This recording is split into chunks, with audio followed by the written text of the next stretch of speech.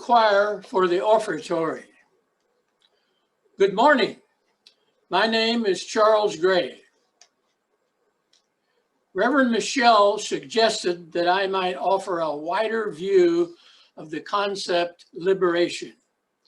I agreed, but with the warning that my historical perspective would be wide-ranging and likely to diverge from the conventional. Being liberated means being freed from something, with the expectation that the post-liberation situation will be an improvement over the past. So we must ask, liberation for what? And to what? So liberation has a before and it has an after. Much of human history is a tale of human societies moving from one form of life to another, usually at a very slow pace. However, in the modern period, there's been a tremendous acceleration of change of all kinds, initiated by what is known as the Enlightenment, beginning in Western Europe. The 150-year period from 1650 to 1800 is sometimes known as the Scientific Revolution and the Enlightenment, roughly from Isaac Newton to the presidency of Tom Jefferson.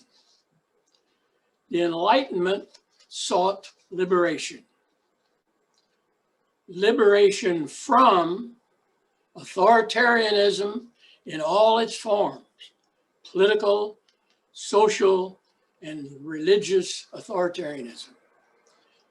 Liberation to the ideals and goals of reason, the methodology and findings of science, individual freedom, and equal rights. The English Glorious Revolution, the American Revolution, and the French Revolution were all a part of this movement. There have been many problems related to the implementation and practice of these lofty ideals and goals, including the emergence of liberals and conservatives. And they have many deep ideological disagreements.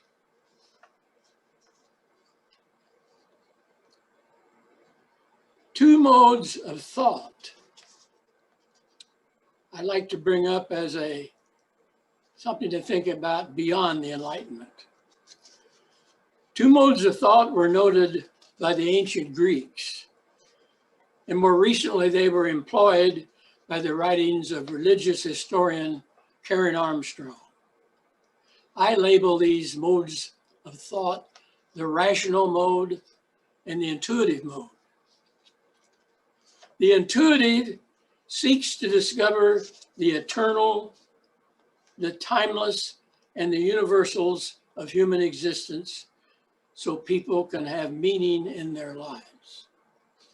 The rational relates exactly to facts and seeks to discover, control, and invent so people can function well in the world.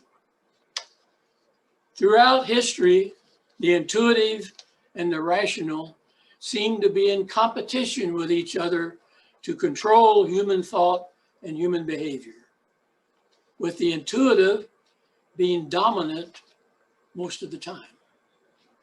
However, since the Enlightenment, the rational has become more popular, probably because of the benefits of science and technology that are associated with it. However, the competition between the two modes of thought has become intense and sometimes quite violent. The human species is again in need of liberation. Liberation from the extreme competition and conflict between the intuitive and rational worldviews, which are responsible for much of the divisiveness throughout the world today. Liberation 2, hopefully to a synthesis where the best of the past is preserved and the intuitive and rational modes of thought are integrated and function in a way that benefits humanity, with the full human potential actively focused on solving the problems of living and surviving on planet Earth. I'd like to conclude with something a bit lighter, with what might be termed a fable that illustrates why liberation is so difficult to achieve. Bear with me. Liberation involves change from the old to something new, and people tend to disagree about accepting or objecting change.